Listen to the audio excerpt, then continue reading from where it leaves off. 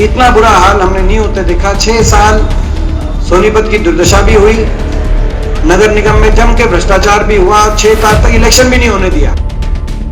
नगर निगम चुनाव के प्रचार के अंतिम दिन राज्यसभा सांसद दीपेंद्र सिंह हुड्डा ने सोनीपत में कई स्थानों पर जनसभाओं को संबोधित किया। इस दौरान दीपेंद्र सिंह हुड्डा ने प्रदेश सरकार पर निशाना साधते हुए कहा कि सोनीपत नगर निगम और शहर की 6 साल की दुर्दशा आज सबके सामने है।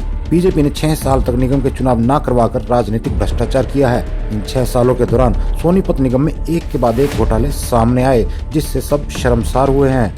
सोनीपत नगर निगम की जो दुर्दशा और शहर की जो दुर्दशा हुई सोनीपत की 6 साल, वो आपसे छुपी हुई नहीं, किसी से छुपी नहीं हुई। इतना बुरा हाल हमने नहीं होते देखा। 6 साल सोनीपत की दुर्दशा भी हुई, नगर निगम में जम के भ्रष्टाचार भी हुआ, 6 साल तक इलेक्शन भी नहीं होने दिया। जो यहाँ स्थानीय, चाहे वो हमारे जो है सरकार से जुड़े हुए, चाहे मंत्री हों या जो बाकी लोग हों, जिनके शय पे ये काम सारा हुआ, 6 साल तक चुनाव ना होना अपने आप में एक जो है मैं समझता हूँ एक राजनीतिक भ्रष्टाचार है। चुनाव ना हुआ और एक के बाद एक घोटाले नगर निगम के जो सामने आए, हम लोग आप और हम शर्मसार होते थे। दीपेंद्र हुड्डा ने कहा कि इस चुनाव से प्रदेश सरकार के काम की भी समीक्षा होगी। उन्होंने कहा कि कांग्रेस के शासन में विकास के मामले में पहले और दूसरे स्थान पर रहने वाला हरियाणा अब बेरोजगारी में नंबर 1 हो चुका है। आज बेरोजगारी में हरियाणा यूपी, बिहार और जम्मू कश्मीर से भी आगे निकल चुका है।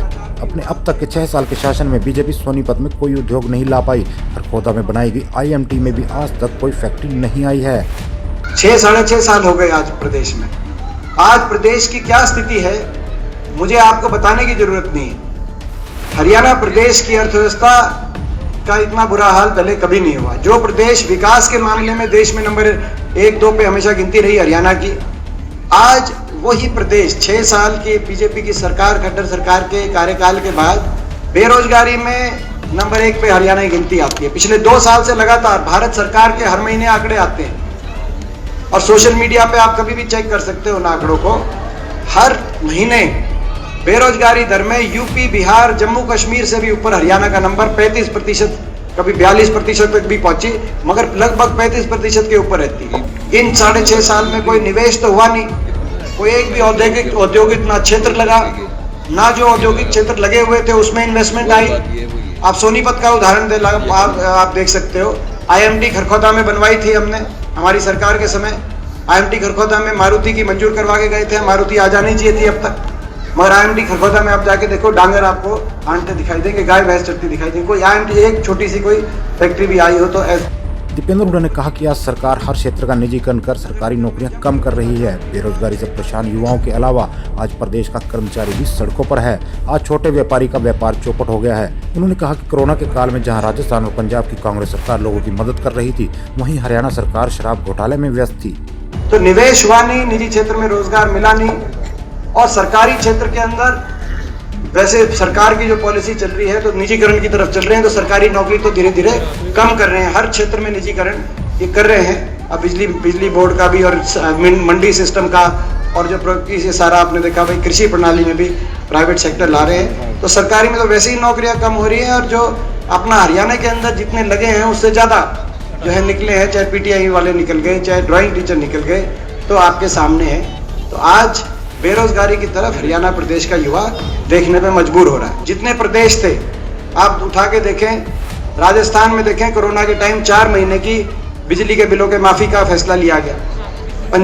पंजाब में आप देखें, पंजाब में सब्सिडी दी गई, सारे जो है अपना जो छोटी शॉपकीपर थे सबको, और जो है अपने पंजाब के अंदर सब्सिडी दी गई कोरोना के टाइम। हरियाणा एक अकेला प्रदेश था, 1 रुपए का कहीं पे कोई राहत देने की तो दूर की बात है।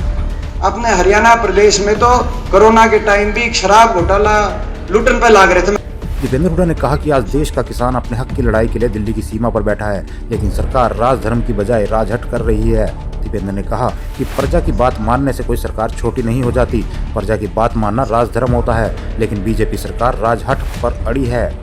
दीपेंद्र हुड्डा ने कहा कि आज कहीं लाठीचार्ज किया जा रहा है और कहीं वाटर कैनन का इस्तेमाल हो रहा है, लेकिन कांग्रेस के 10 साल के शासन में लाठीचार्ज से दूर कहीं डंडी चार्ज भी नहीं हुआ। उन्होंने कहा कि कांग्रेस के राज में सोनीपत में कई रेलवे लाइन डलवाई गई, नेशनल हाईवे बनवाए गए, राजीव गांधी एजुकेशन सिटी समेत 8 यूनिवर्सिटी बनाई गई, लेकिन बीजेपी एक भी काम नहीं करवा पाई। दीपेंद्र ने कहा कि यदि मुख्यमंत्री खट्टर सोनीपत में करवाया गया कोई एक काम गिनवा दे तो वे उन्हें सही मान लेंगे। दीपेंद्र हुड्डा ने कहा कि सोनीपत में दोबारा विकास का पहिया घुमाने के लिए और अहंकारी सरकार को जगाने के लिए कांग्रेस के उम्मीदवारों को जिताना होगा। किसान हो चाहे नौजवान हो, हरियाणा प्रदेश तो, और हरियाणा के अंदर आप देख रहे हैं आज किस तरह की सरकार चल रही है। कभी अखबार उठा के आप देखें तो कहीं आंसू गैस के गोले आपको छोड़ते दिखाई देंगे, कहीं आपको जो है वाटर कैनन की बौछारें, कहीं लाठी चार्ज की घटनाएं सुनाई देंगी। 10 साल हमारी भी सरकार थी कांग्रेस पार्टी की। आपके बीच में खड़े होकर मैं ये कह सकता हूं कि 10 साल की सरकार में कहीं हरियाणा में एक इंसिडेंट भी, लाठी चार्ज छोड़ो, कहीं डंडी चार्ज भी हुआ हो तो आपके बीच में उस बात के लिए हमें जो है हमारी जवाबदेही तय है। पहली बार निकाय चुनाव अपने पार्टी निशान पर लड़ रही कांग्रेस ने इस चुनाव में अपनी पूरी शक्ति लगा दी है। खुद पार्टी के बड़े बड़े नेता सभी निगमों में प्रचार के लिए जा रहे हैं, लेकिन जनता के रुख को देखते हुए लगता है कि बड़ौदा उपचुनाव की तरह जनता इस चुनाव में भी बीजेपी के खिलाफ कांग्रेस को ही जिताने का मन बना चुकी है। हल्ला बोल हरियाणा।